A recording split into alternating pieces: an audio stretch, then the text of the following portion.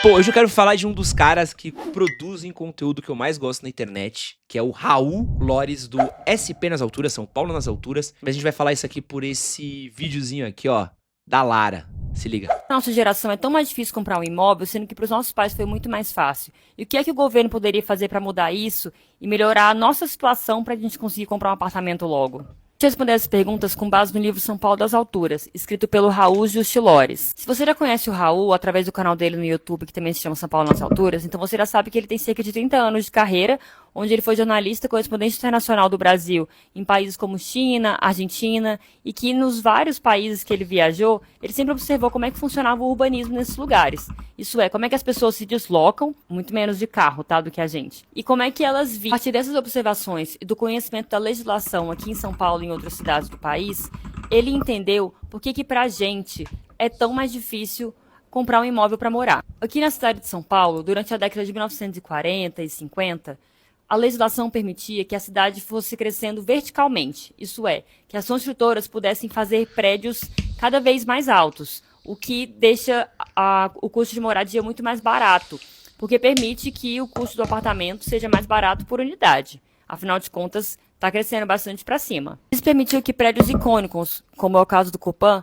fossem construídos. Se você não conhece, esse prédio aqui ele tem mais de 1.000 apartamentos de diferentes tamanhos, o que permite que pessoas possam morar sozinhas ou possam morar com famílias, pessoas com rendas mais altas ou mais baixas possam habitar o mesmo espaço. E, além disso, o prédio também tem fachada ativa, que é quando a calçada tem lojas embaixo, o que torna toda a calçada e todo o espaço muito mais seguro, porque tem mais gente andando. A gente sempre se sente mais seguro quando está andando em um lugar que tem vários restaurantes do que quando está andando numa rua deserta ou do lado de um prédio que tem um muro altíssimo. Eu vou fazer uma pergunta em cima desse comentário aqui da querida Lara. Você frequenta lugares movimentados porque eles são mais seguros? Ou esses lugares são mais seguros porque são mais movimentados? E o lugar ser movimentado, ele não é mais seguro, né? Então, senão não teria assalto na Paulista, não teria assalto na Augusta, não teria assalto na 25 de março, né? Mas lugares vazios, a gente tem um senso de insegurança maior. Então, às vezes, ter um comércio, ter um movimento, ter vigia da polícia, torna um lugar mais frequentável do que não. Mas uma coisa que ela não falou que é importante é que esses comércios que tem aqui embaixo do Copan, qual que é a importância deles? Você cria regiões que são autossustentáveis. Então pensa assim, se você mora num bairro, Alphaville, gente, não sei se vocês já foram pra Alphaville. Se você vai pra Alphaville e você precisa comprar um pão, você precisa pegar um carro e ir até a padaria. Tudo você precisa fazer de carro. Alphaville, cara, quando engaveta, para tudo. Mas para pra cacete. Trânsito em Alphaville é absurdo. Absurdo. Porque tem gente que trabalha, tem gente que tá indo comprar pão, tem gente que tá indo na academia, tem gente que tá indo pra não sei o quê, e é todo mundo junto. Rá, travado. Quando você mora num lugar que você tem a uma caminhada de distância de você, uma padaria, um mercado, uma lojinha que você vai comprar coisa pra tua casa, pra cuidar da tua casa, pra fazer não sei o que, pra fazer não sei o que lá. Quando você está a uma caminhada de distância, você torna aquela região mais caminhável, você torna aquela região mais habitada, mais segura, você evita carro, você evita trânsito, você evita ter que travar aquelas ruas. Então, se você for olhar para cidades que funcionam no mundo, você vai ver que todas elas são pensadas, né, em ter sempre próximo lojinhas de conveniência, mercados. Então era muito comum, se você, por exemplo, quando eu morei fora, é muito comum fazer coisas a pé, né? Pessoas dificilmente têm carro, porque você consegue fazer as coisas a pé, sacou? Agora, quando você tá num prédio, quando você, que ele é um condomínio gigantesco, cercado de outros condomínios gigantescos, onde só tem a 10, 20 quarteirões, um mercado, algum lugar onde você vai ter que pegar o carro. E mais carro na rua é mais trânsito. E mais trânsito é mais dificuldade de você poder se locomover. E a cidade vai se tornando um organismo que não se movimenta. Essas construções icônicas aconteciam porque durante esse período, década de 40 especialmente, estava acontecendo a Segunda Guerra Mundial lá na Europa. Então vários arquitetos judeus estavam fugindo do que estava acontecendo lá, que eu não posso citar o nome aqui na plataforma, e eles vieram com muita bagagem, muita experiência, conhecimento e Tava vontade de acontecendo trabalhar. um Livro, o cancelamento autor do descreve os Monark. arquitetos, um pedaço da história deles que é muito legal de saber, e também os prédios maravilhosos que eles construíram. O problema é que por volta de 1957 a legislação mudou. e não permitia mais que as construtoras fizessem prédios muito altos, o que encarecia o custo da construção. Porque se a construtora pode fazer prédio muito alto, ela pode vender muito mais apartamento, o apartamento fica mais barato para cada pessoa que for comprar. Além disso, o JK virou o presidente, criou Brasília e não se importou com a opinião dos arquitetos sobre como o urbanismo ia funcionar. Se você anda por Brasília, você percebe que lá é uma cidade difícil de andar sem carro, porque as ruas são muito largas, o que atrapalha o trânsito do pedestre. Piorar, com a ditadura que começou em 64, os militares priorizavam muito o setor automobilístico. O JK já fazia isso também. Então, eles expandiam muito as rodovias no Brasil. E quando eu digo rodovia, eu não estou falando só de estrada não, tá? Isso aqui é o Minhocão atualmente e esse aqui é o Minhocão na época da construção. O Minhocão é uma construção da época da ditadura. Eles foram prevendo que as cidades deveriam crescer cada vez mais para os lados. Ou seja, não é mais para crescer com prédio, mas sim para crescer às margens. E aí quem tinha menos dinheiro foi morando cada vez mais na periferia, morando cada vez mais longe, sem acesso a ônibus, sem acesso a linhas de transporte. Foi ficando cada vez mais difícil para essas pessoas transitar. É por isso que quando a gente fala sobre conseguir morar mais barato, a gente tem que tocar na ferida do urbanismo. Não dá pra gente morar em casinhas em cidades grandes. Se você quiser morar numa casa, você pode se mudar para uma cidade menor.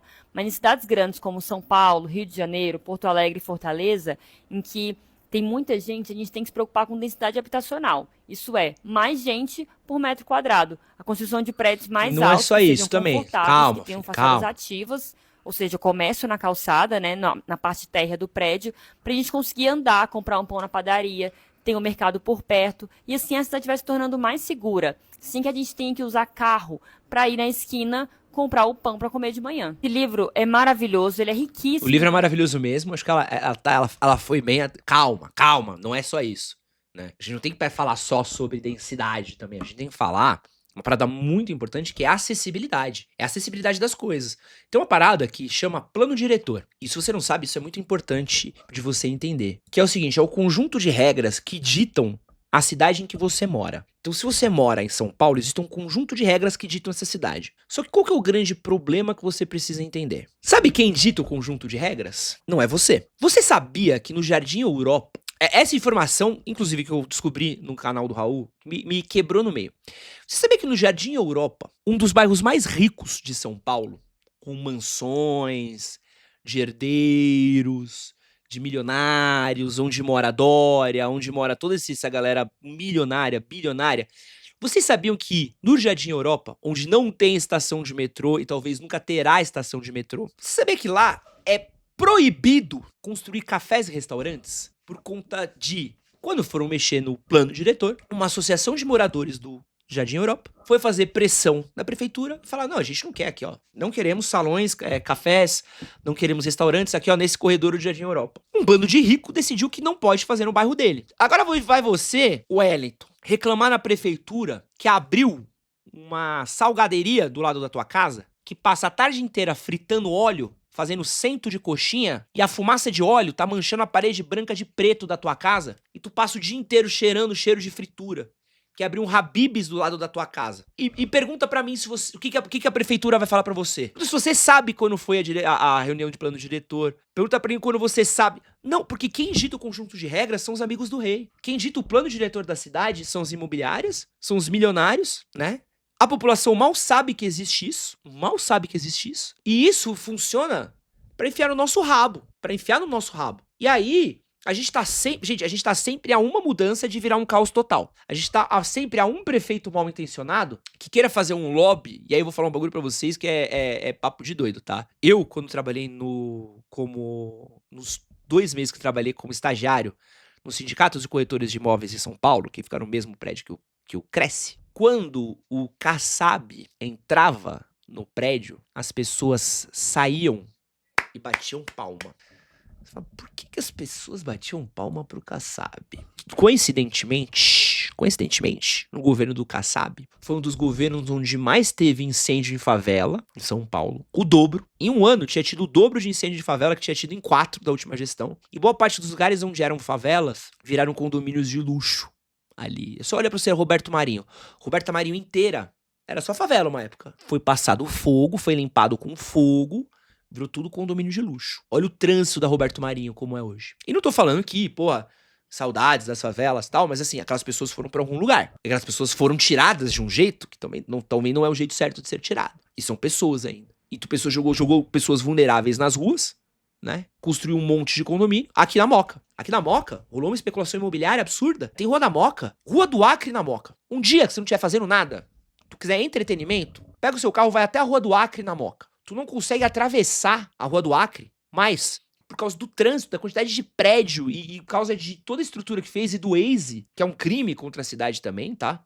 O Waze é um crime. E isso trava a cidade. Tudo isso vem do quê? De plano diretor, de ideia idiota. E é uma parada que a gente precisa entender. E, cara, deixa eu só terminar de assistir o vídeo aqui da menina, tá? Conteúdo.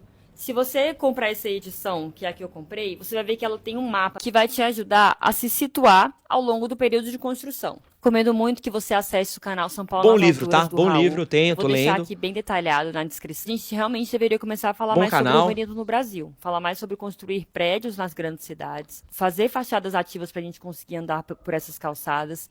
Para a gente poder conseguir andar com mais segurança enquanto pedestre. Esse conforto que a gente admira tanto na Europa, tanto em Buenos Aires, onde as pessoas andam livremente, também dá para ter aqui. Mas a gente vai ter que começar a falar isso enquanto população. Boa. Então, ó, eu já entro na do Waze pra explicar pra vocês, tá? Se você parar pra ver, qual que é o grande problema aqui? Vou tentar falar rapidinho aqui, que esse corte já ficou longo, tá? Um prédio é um grupo de pessoas inserido num lugar. Um grupo grande de pessoas de um lugar. Então vamos pensar um prédio de 10 andares, 4 apartamentos por andar. São 40 apartamentos.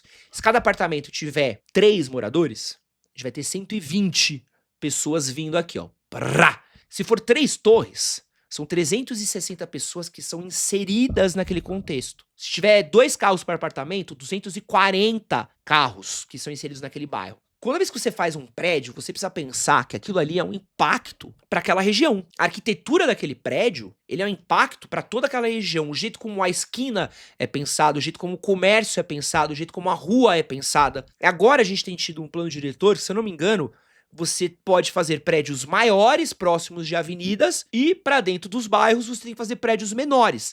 Pô, é uma puta bagulho sensato. Não dá pra você enfiar um prédio de 40 andares no meio de uma rua, de uma faixa pra ir, uma pra voltar, e achar que isso não vai ter um impacto urbano absurdo no número de pessoas que transitam, no número de pessoas que passam, no trânsito que faz, na qualidade de vida, até mesmo na sombra. E aí vamos piorar as coisas, né? Que é o que o Felipe falou. Todo mundo indo pro mesmo lugar, todo mundo voltando do mesmo lugar, no mesmo horário, todo dia. O que vocês acham que acontece, gente? O trânsito em São Paulo, ele é culpa da moradia. Ele é uma questão de urbanismo. E aí tu vai começar a colocar uns pontos que é assim, tu não começa a pensar que mora boa parte da população num canto da cidade que não tem transporte público de qualidade. Então você vai pegar extremo da Zona Sul, extremo da Zona Leste, não tem. A quantidade de metrô e trem que tem no centro da cidade, no centro. Tem mais, gente, pelo amor de Deus, quem mora no Higienópolis tem pelo menos umas 3 estações de metrô por perto. Se você mora perto da Mackenzie, você tem a Estação República, a Estação Santa Cecília, você tem a Estação Mackenzie, tu ainda pode pegar um ônibus e subir pra linha verde, tá tudo na tua mão, tá tudo perto. Se andar um pouquinho mais, você ainda pega o Anhangabaú, um dos bairros mais ricos da cidade. Tu mora na cidade de Tiradentes, não tem metrô, cara. Vocês conseguem entender isso, cara? E aí é o lugar onde mais mora gente, onde mais precisa desovar gente e não tem transporte.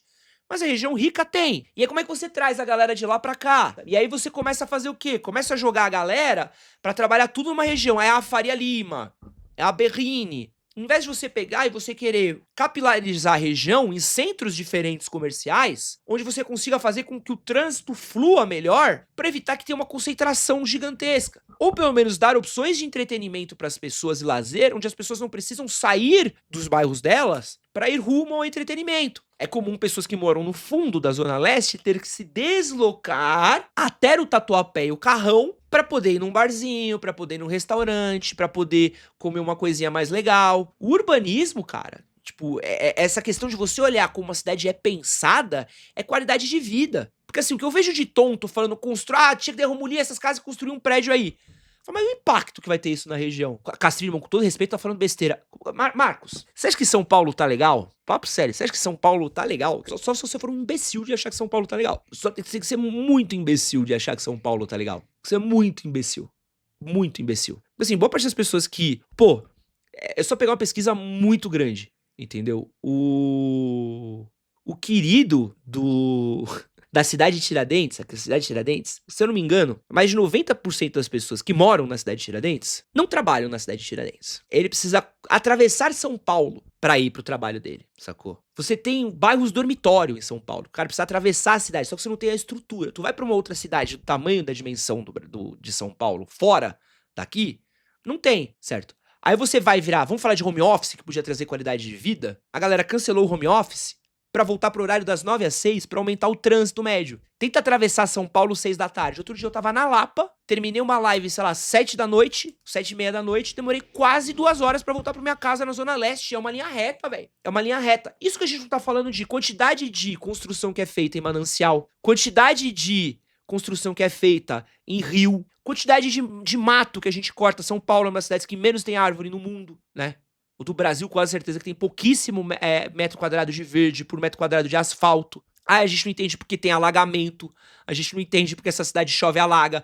A cidade chove, para e alaga. Você tá preso no trânsito com a água subindo.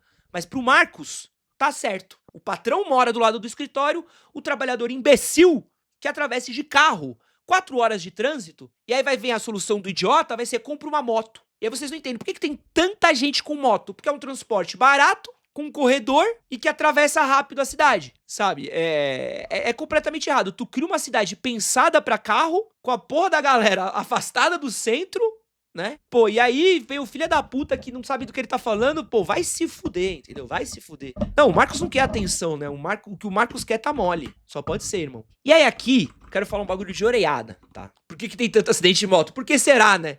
Porra. E assim, prédio grande não é ruim tecnicamente, tá, gente? É onde o prédio grande é construído, tá? E qual que é a estrutura que ele é feito e tudo mais. Esse que você acabou de assistir foi um corte das lives que acontecem todas as terças e quintas, às 10 da manhã, e todos os domingos, 9:30 da noite, no canal Edson Castro Oficial. Não esquece de deixar o seu like, curtir, compartilhar e se inscrever tanto no canal das lives como no de cortes também.